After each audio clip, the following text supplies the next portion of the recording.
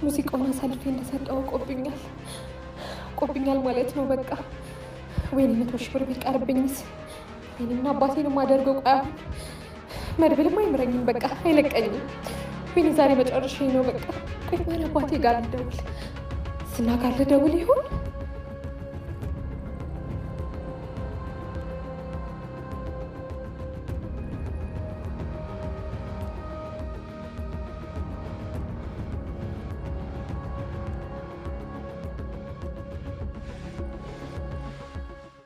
መድብል ይኸውልህ ተረጋጋ።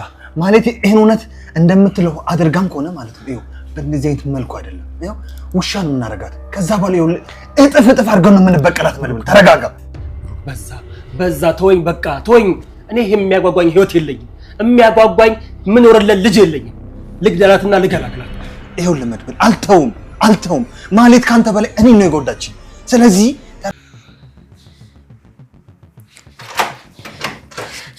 ቅድስት መድብል ሊገለኝ ነው አይደል? ሊገለኝ ነው። አይዞሽ እትዬ ነው ያልሽው? ልሞት እኮ ነው። እና እስከዛሬ እንደምትሞች አታውቂም ነበር? ክፉ ስትሰሪ ሞትን ትረሻለሽ። ልክ እንድስትያጅ ደግሞ ያዙ ይልቀቁኝ ብለሽ እንደዚህ ትጨነቂያለሽ። ሊገለኝ ነው። ገና ልጅ እኮ ነኝ። እኔ መሞት አልፈልግም። ገና ምኑን ኖርኩትና። ሰላም ቤተሰብ፣ እንግዲህ የሜላት ውጤት መጨረሻው እንግዲህ ደስታ በሽታ አደረጉባት ማለት ነው። እንግዲህ ምንም ማድረግ አይቻልም። ቻዩ ሜላት እንግዲህ ቻዩ እንግዲህ ድምጽ ተቀይሯል። ያው ጉፋን ይዞኛል ተበቀሏት ውጪ ያው በሩ ነው ያላት መድብል ማለት ነው። መድብል እንደተከነ የተከነውን በምንድነው በሌላም ድሮ የሚያስገቧት ወደ ቤታቸው ድሮ እንትን ያሉት ከሆነ ነገር ከሷ ጥቅም ፈልገው ነበረ። ያንን ጥቅም እንድትፈርምላቸው የሆነ በቃ ከሷ የሚፈልጉት ነገር ነበረ። አሁንም ከሷ የሚፈልገውን ነገር አግኝቷል። ወረቀቱን በዘዴ እንቺ እዚህ ላይ ፈርም ያላት። ከዚያ ምንድነው መሰላችሁ በዘዴ ያስፈረመባት ጉዳይ መድብል የመድብልን ዘፈን ነው መሰለኝ ሸጠችብኝ ዩቲዩብ ላይ ተጫነ ምናምን ብሎ በጣም ራሱን መቆጣጠር አቅቶት ነበረ አቶ መድብል ማለት ነው። ከዚያ እሷ ናት የሸጠችው። እሷም እንደሸጠች ታውቃለች። አወቁብኝ ካወቀብኝ ይገለኛል ብላ በጣም እንትን እያለች ነበረ። ከዚያ እሱም አወቀ፣ አዩት ዩቲዩብ ላይ እንደተጫነባቸው ሙዚቃቸው። ከዚያም በኋላ እንበቀላታለን አሉ። በቃ አሁንም ተበቀሏት ማለት ነው። እገላታለሁ ብሎ ነበረ ግን ብሩክ በቃ በርጋታ እንደ ተረጋግቶ በፍቅር በጸባይ እንደሚገባት አስረዳውና በቃ በፍቅር ምን እንበላት ብሩኬ ይወድሻል፣ ይቅርታ አድርጎልሻል፣ ይቅርታ አድርገንልሻል እዚህ ቤት እንድትኖሪ እንደድሯችሁ ምናምን ብሎ ራሱ መድብል አደረጋትና እሺ አለች፣ ተደሰተች፣ ደስተኛ ሆነች። በጣም ደውላ ለጓደኛዋ ተናገረች። በቃ እኔ እኮ ብሩኬ ይቅርታ አደረገልኝ ከእሱ ጋር ልኖር ነው ምናምን አለች። በቃ ደስታ በደስታ ሆነች። እነሱ ግን እያሉ ማለት ነው ብሩኬም መድብልም እያሉ እንትን እያሉባት ነበረ። ከዚያም በኋላ እሺ ደስ አላት፣ አብረን እንኖራለን በቃ ምናምን አለና በዘዴ ነው እዚህ ክላስ ፈልግሻለሁ እዚህ ክፍል መኝታ ክፍል አለ። መድብል ወሰዳት።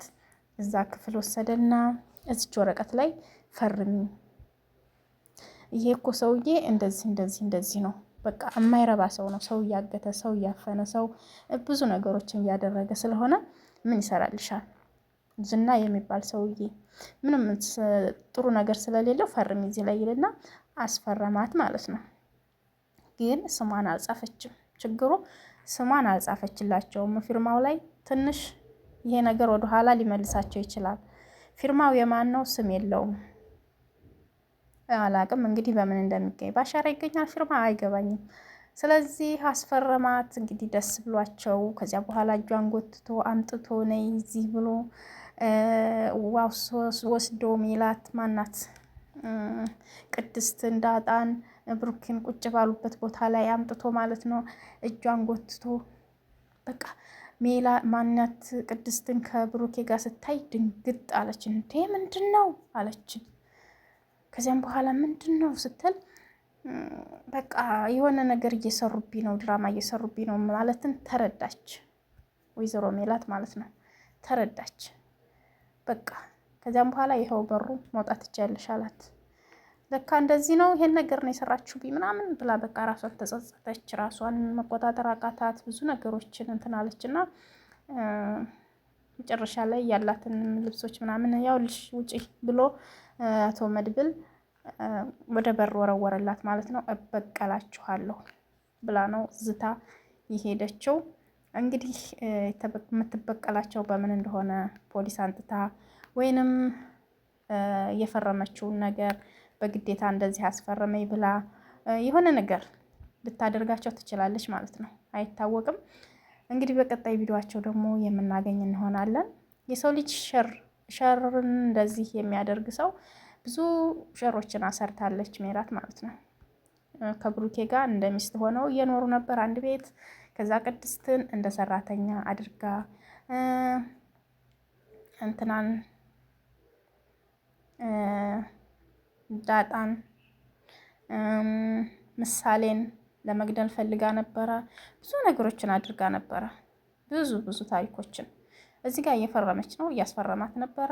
ከዚያም በኋላ በቃ ብዙ ሸሮች ስለሰራይ እዛ ቤት ውስጥ እነሱ ደግሞ በጣም እንትን ብለዋል ማለት ነው። ያንን ሁሉ በቀላቸውን አሁን ላይ እንትን አሏት፣ ተበቀሏት ማለት ነው። እንግዲህ በዘዴ ገቡና ምንም ማድረግ አይቻልም። ሜላት እንግዲህ ተናዳለይ። በጣም ነው የተናደደችው።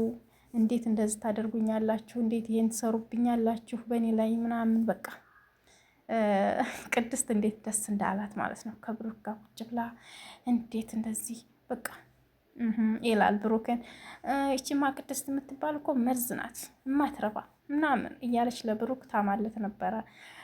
ብሩክ ደግሞ ቅድስቴን በጣም ነው የሚወዳት፣ እንጋባለን እያለ እንደውም ይጋባሉ ማለት ነው። ከቅድስት ጋር ይወዳታል።